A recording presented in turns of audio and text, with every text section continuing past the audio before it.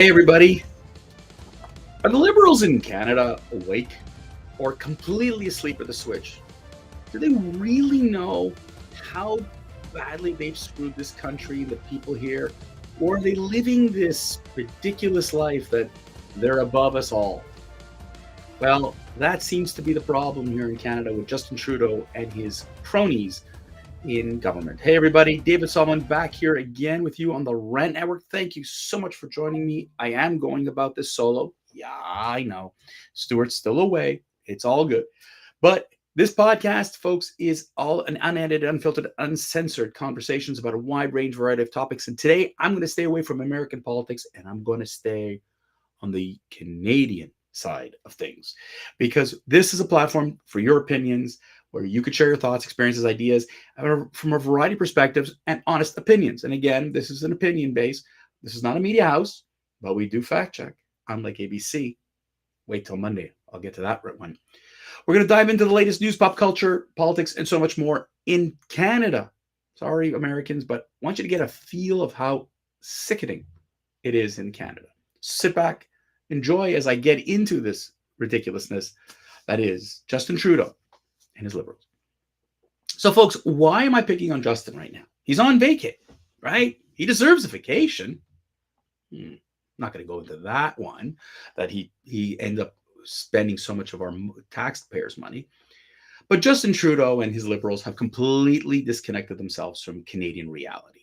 And when you talk to everyday Canadians, not the jaded media, not the Toronto Star that wants to keep them in power, and certainly not the Canadian Broadcasting Corporation or CBC, who knows that the moment the Conservatives are in, they're out. No, it's not them, it's the everyday Canadians. And you talk to people across this country, and there's such a disdain towards Justin Trudeau and the Liberals. Now, he got a taste of that a couple of weeks ago in Toronto when a safe Liberal seat, flipped to the Conservatives. And the accusations were Justin's done. And it's all blaming Justin. But it goes beyond Justin Trudeau. It's the people in his cabinet. It's the people in his party. It's the policies, the lack of administration, the lack of complete concern for Canadians that's making people upset. And had at the time there been a better alternative to the Liberals, and I'm saying across the board, Justin would not have made it through last term. But let me remind you that Justin Trudeau, how he thinks. He thinks about himself and his own political neck, let alone his MPs who have said, hey, look, we're a minority government again in the last election. How do we stay in power? And he made an alliance with the NDP, a socialist, left-leaning, racist party. That's right, racist party. And the Liberals today, mixed with the NDP, make the Democrats in the United States look like a bunch of pansies. The mindset, the hate, the whole double standard that they throw out is absolutely phenomenal. And Justin, to save his hind, to ensure that his MPs get their pensions, because there are so many that need a pension, and by October 2025 will be able to get this pension, Justin made a deal with the devil, and Canadians are suffering for it. But where are these problems? Let's start unwrapping the onion here, or peeling back the layers of the onion to see where the problems are. And let's talk about Justin Trudeau and how he's handled the Jewish community in Canada. Now, he loves to say that every time we talk about anti-Semitism, we have to equate it with Islamophobia. It's a load of crap. It's a load of crap. Because the relationship isn't there.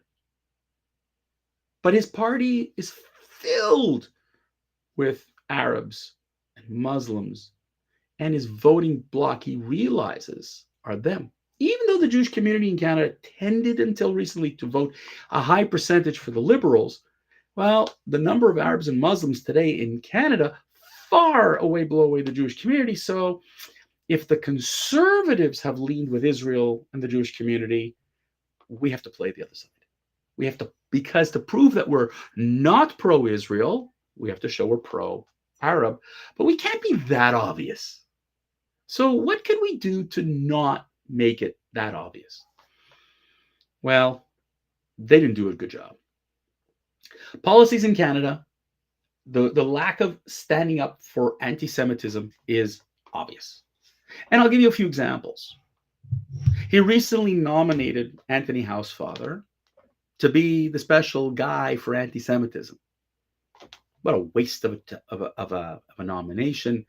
He has no power. He has no budget. He has no opportunity to do real anything. And I have spoken to Anthony personally on several occasions. Anthony spews the liberal, policies beautifully, and he's all in, and the conservatives are bad, and da da da da da. But when I asked him outright, what can you do? Simply put, nothing. We can try, we can encourage, I can recommend, but he has no power. And Justin doesn't want to listen to Anthony. Now, in his writing, he has the biggest threat to his political future because the person in his writing, a conservative candidate, Neil Oberman, is an absolute powerhouse, a lawyer who's done things. While Anthony says we're going to talk to the universities and try to encourage them to give a safe space for anti-Semitism, a lot of fluff. Neil, as a lawyer, has gotten injunctions. That's right, injunctions. He's protected the Jewish community in Montreal because in a horrific pro-Palestinian or anti-Israel, anti-Semitic rally at the Federation building, they prevented people from leaving the building. The police didn't intervene. We had to get an injunction to make sure that they stay so many meters away. Anthony couldn't do anything. He never does. Just talks. So to protect the Jewish community, he talks. Neil does something. Now they're running against each other, and we'll see what happens next fall. But for Justin Trudeau, the Jewish community doesn't matter. And you could see the mindset. And in this week alone, 2 incidents occurred that were just absolutely mind-boggling. One is that there had to be a court injunction to prevent the elimination of kosher slaughter in Canada. I mean, this is insane. The ability to tell a religious community you're illegal after generations, it's not okay. It's unbelievable that in federal court, the Canadian Food Inspection Agency wanted to end this slaughter in Canada. Do you understand that would have impacted the lives of tens of thousands of Canadians because they wouldn't have access to meat, chicken? Where are they to go after halal? Why is it only kashrut? Why is it only the Jewish community that's being attacked? Once again, federal agency, federal government. Now, the Liberals will say that's not us, but the Liberals could have done something. Canadian Revenue Agency announced this week that they will revoke the Canadian charitable status of the Jewish National Fund, a 100-plus-year-old organization, global organization that does a lot of work in green environment, that has helped to reforest Israel, because they claim that the JNF supports the military infrastructure in Israel. What message is that? All those Hamas pro-Palestinian charities that are funneling money towards terrorism, no, we're not going to touch them. But an organization that does good on a global scale, no, we're going to revoke their charitable status. That too is going to court. Sickening. Attack on the Jewish community doesn't seem to end. And of course, Justin is nowhere to be found to say this is wrong, because he doesn't want to rock that Arab Muslim vote. But let's get away from Jews for just a second, please, because I know that you're sick and tired of hearing me talk about Jews. But how about the liberal ministers screaming at premiers that they should enforce the law on bail for violent offenders? Enforce the law on bail. This is the same government that has done nothing on crime in this country. The car thefts are through the roof. Drugs are rampant. And this government has the gall and the arrogance to tell ministers how to do their jobs. Shocking. No, it's not shocking. It's liberal arrogance at its best. But why should we stop here? Let's talk about them on an international level, shall we? Let me tell you about mindset. So, good old, the United States, we have in New York, we have a consul general office in New York. And apparently, the consul general needed a new condo. And he needed somewhere to entertain. And let me tell you, I've been in a couple of these. And yeah, it's important to have the right apartment, condo, whatever. But $9 million for a luxury condo in Manhattan's Billionaires Row, they call it. I mean, holy crap. And who's head of that? Melanie Joly. Melanie Joly is taking your taxpayer money to buy a $9 million condo. Are you telling me that's the only one? This condo is in Steinway Tower. It's a new condo. And it's very pricey. It's luxury real estate. That's how it's defined. 3 bedrooms, 4.5 bathrooms, a wet bar, powder room, finished in jewel onyx, and plenty of space for entertaining. $9 million. That is your government. That is Justin Trudeau. Oh, and speaking of Melanie Joly, the woman who thinks that she has beyond the knowledge of anybody in this world in terms of foreign affairs, she went to China. And in her mind, she was going to rekindle the relationship between China and Canada. And she thought that she is going to teach China a thing or two. She is so completely useless. She has no idea whatsoever on how China works. None. Her mindset is she's going to, cozy up to them and everything's going to be all wonderful and dandy and we're going to be good and we're going to make up with Chinese dictators and Xi is going to be a big friend of Canada. Idiot. The Chinese flew a balloon, a spy balloon, that flew over Canada and the United States. China has been caught on numerous occasions with theft, copying, piracy. They're threatening Taiwan. They're doing all these kinds of things. And you, Melanie Joly, think you're going to make up with Xi and all things are going to be good. You. Ladies and gentlemen, Canadian foreign affairs is one of the biggest jokes on a global scale. Justin proved it. Melanie Joly has proven it time and time again. The government, this federal government, has lost touch with Canadians on so many different ways. They've screwed small businesses in Canada, big, medium businesses, large businesses, by putting in policies and then changing it and then lack of administering it. They've added layers of cost. They slapped the carbon tax during a time frame where, listen, guys, inflation is ridiculous. Chrystia Freeland, our finance minister, tells people in Prince Edward Island to use, hey, in Charlottetown, you should use more public transit because that's what she does, which is not entirely true. And they're like, well, we don't really have public transit here. We need our trucks. We need our cars. We're an island.